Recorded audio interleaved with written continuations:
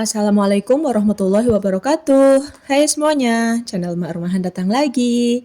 Terima kasih ya sudah klik video ini. Bagaimana kabarnya teman-teman semua hari ini? Semoga selalu sehat dan bahagia ya dimanapun kalian berada. Share kegiatanku sebagai seorang ibu rumah tangga yang tinggal di rumah minimalis sederhana di kota Bekasi. Yuk teman-teman, temani aku beberes rumah yuk. Nah, kalau untuk kegiatan kali ini sebenarnya beberes rutin aja ya. Jadi rumahku ini dibilang berantakan, dibilang gak berantakan ya gak terlalu berantakan juga sih sebenarnya. Karena rumahku kan minimalis, jadi isinya pun semuanya minimalis. Jadi seberantakan-berantakannya rumahku ya masih masih bisa lah untuk lewat ya. Karena barang-barang yang ada di rumahku itu sebenarnya sedikit, teman-teman. Jadi walaupun berantakan banget, untuk merapikannya pun nggak terlalu butuh banyak waktu. Nah, itulah dia salah satu keuntungannya sebenarnya hidup minimalis tuh.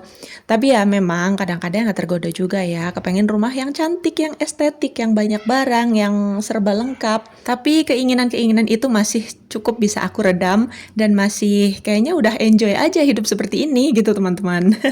Nah, ini aku lagi rapiin barang-barang yang ada di dapur ya. Jadi ini cucian piring yang sudah bersih, mau aku masukin ke dalam tempatnya masing-masing supaya dapurku terlihat lebih lega. Kalau untuk gelas, piring, terus mangkok yang terbuat dari beling, itu aku simpan di lemari kecil yang ada di samping kulkas. Sedangkan untuk barang-barang yang terbuat dari plastik, kayak misalnya food prep apa sih? Kotak food container, terus udah gitu misting untuk tempat bekal aku taruh di atas sini. Jadi aku simpan di dalam lemari gantung ini ya. Karena kan ini modelnya lemari tempel gitu. Jadi aku kurang tahu juga dia kuat menahan beban berapa kilo, berapa puluh kilo. Jadi untuk cari aman aja, makanya aku simpan barang-barang yang terbuat dari plastik di dalam situ supaya lebih ringan gitu ya.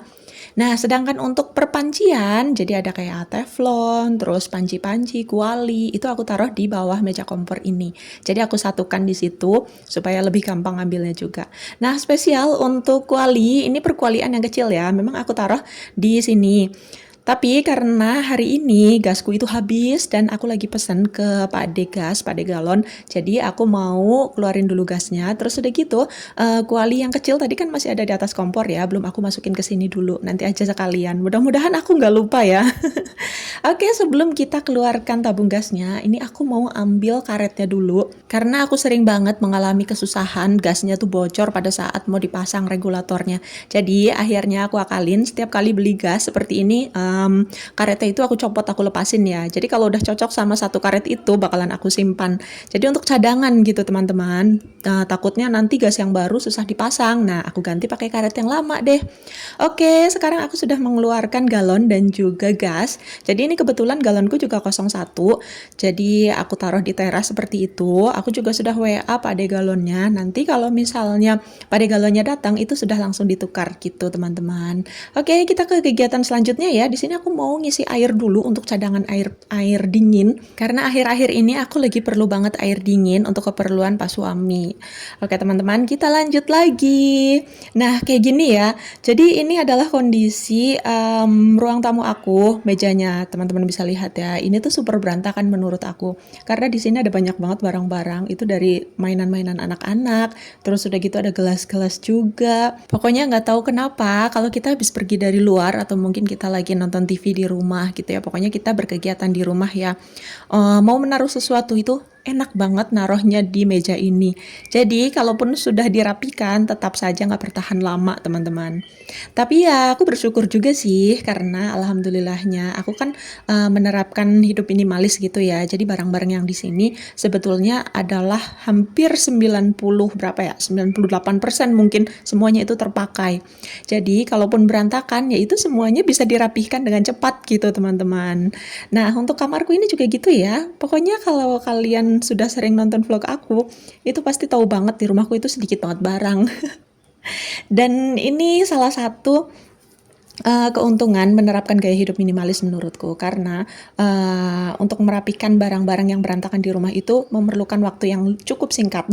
Selain kita bisa mempersingkat waktu atau durasi membereskan barang-barang yang ada di rumah, sebenarnya masih ada banyak banget keuntungan-keuntungan atau akibat-akibat lain, dari menerapkan gaya hidup minimalis seperti yang aku jalani saat ini, teman-teman. Nah, di sini aku pengen share ya, apa saja keuntungan-keuntungan atau akibat dari menerapkan gaya hidup minimalis yang selama ini aku terapkan ya.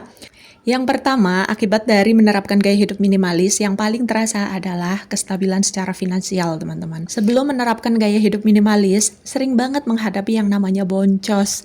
Karena pengeluaran kita tidak sebanding dengan pemasukannya. Karena kan kita sering lapar mata ya. Kadang-kadang membeli sesuatu atau barang-barang yang tidak kita perlukan. Itu hanya menuruti keinginan saja gitu, teman-teman. Jadi akhirnya pendapatan kita tidak menutupi pengeluarannya. Jadi ya boncos ya.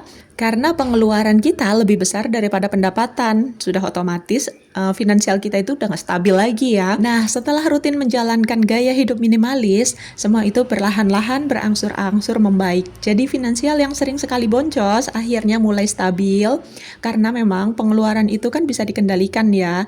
Dari yang tadinya kita membeli barang-barang yang kadang tidak diperlukan sama sekali, kadang hanya menuruti keinginan saja.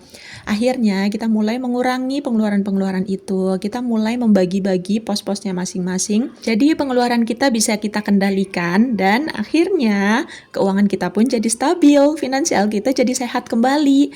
Itulah dia keuntungan yang pertama yang paling terasa ya teman-teman. Sedangkan untuk keuntungan-keuntungan yang lainnya antara lain adalah kita bisa bebas dari standar sosial yang melelahkan. Teman-teman bisa bayangkan kan, kalau misalnya kita menuruti pergaulan, kita menuruti lingkungan, itu kan sudah pasti nanti ada yang beli apalah, kita jadi kepengin, terus ada mungkin produk baru, keluaran baru nih, mungkin handphone lah ya, kita cari contoh yang gampang aja. Mungkin ada handphone baru nih, speknya bagus, bla bla bla bla bla bla. Akhirnya kita tertarik dan akhirnya kita beli karena barang itu lagi viral, karena barang itu konon katanya itu bagus banget. Akhirnya kita beli. Padahal sebenarnya itu kita nggak perlu itu karena kita masih punya yang bisa kita pakai ya. Teman-teman bisa bayangkan kan kalau misalnya kita mengikuti tren-tren sekarang yang sedang viral, barang-barang apa saja yang sedang viral, itu seberapa capeknya. Bukan hanya capek keuangan, juga capek hati ya teman-teman. Karena kalau kita nurutin kemauan kita, ada satu barang viral kita beli, ternyata keuangan kita sudah mepet nih, ada lagi nongol lagi viral lagi, kita beli lagi, akhirnya keuangan kita boncos, hati kita pun jadi nanggung hutang, jadi pusing gitu ya, kan capek banget gitu teman-teman.